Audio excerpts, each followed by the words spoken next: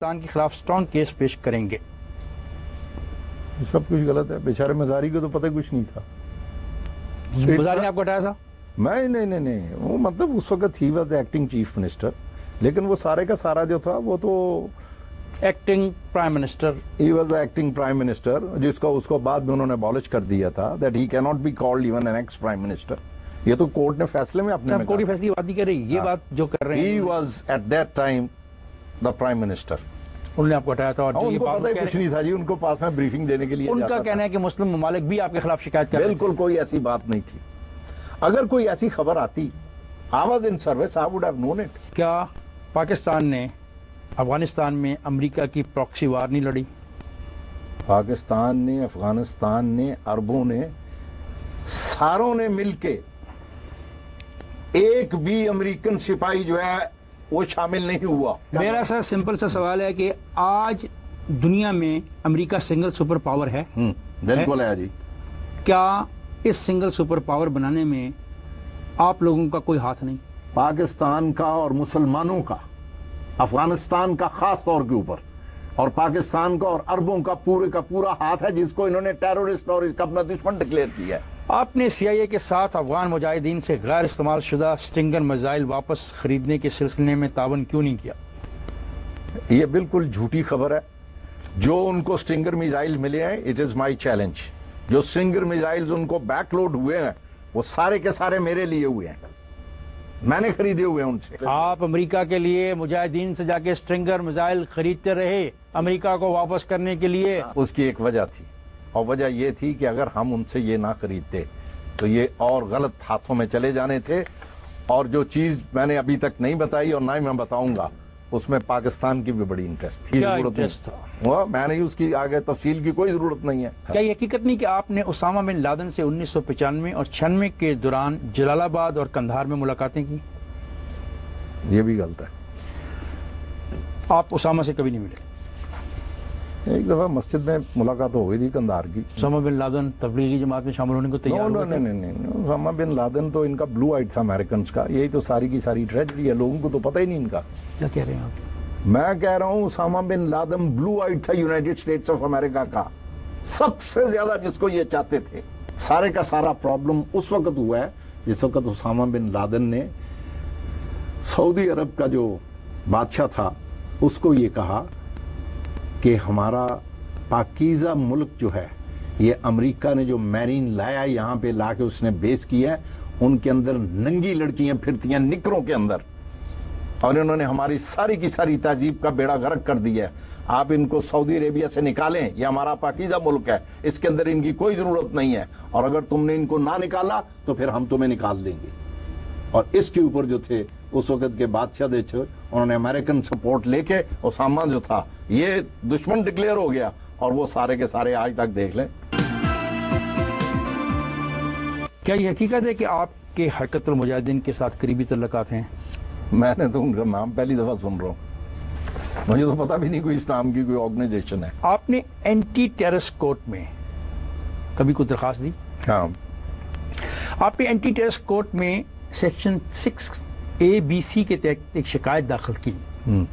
آپ نے لکھا کہ اقوام متحدہ کے آرمز ایمبارگو کے باوجود آپ نے sophisticated anti tank guided missile کو بوسنیا ایئر لفٹ کیا. بالکل جی. کیا ایسا کرنا بین الاقوامی ایمبارگو کے اصولوں کے مطابق تھا یا اس کے خلاف تھا؟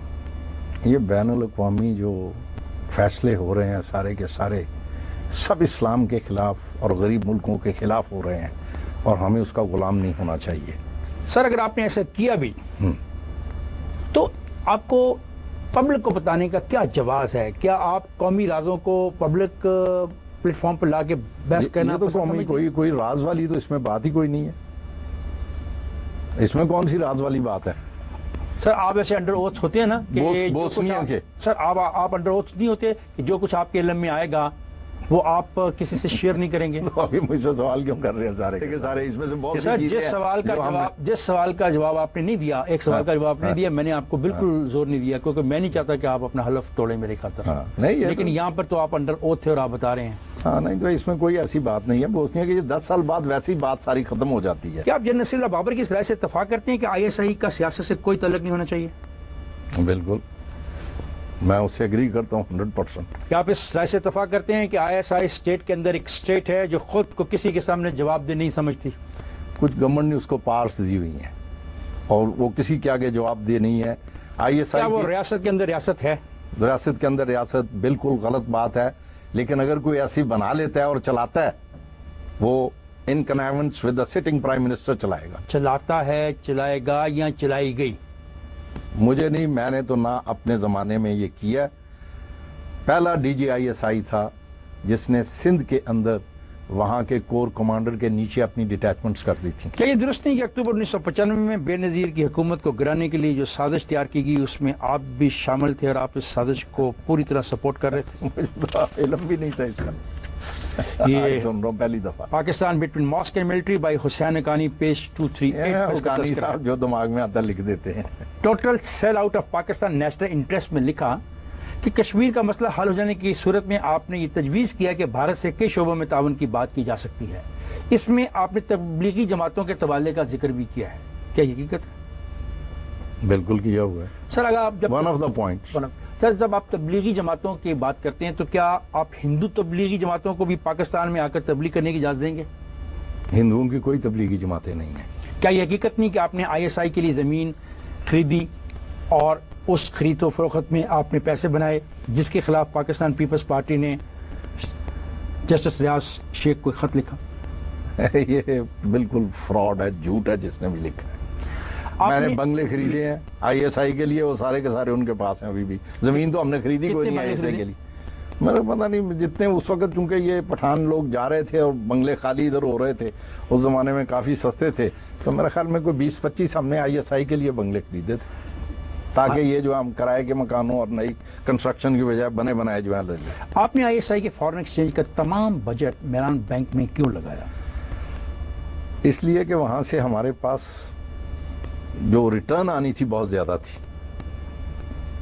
لیکن وہ تو ڈوب گیا سارا. ہمارا تو پورے کا پورا پیسہ واپس نہیں. وہ تو جاوید اشرف قاضی نے جا کے باقاعدہ کیا. جاوید اشرف قاضی کا پول کیوں مجھ سے کھلواتے ہیں؟ جو آدمی ISI کی ٹرانسپورٹ کے اوپر یہاں سے ریت اور بجری اور دوسری چیزیں جو ہیں لاہور اپنے گھر میں بھی جو آتا تو اس پہ کیا اعتبار کر سکتے ہیں آپ؟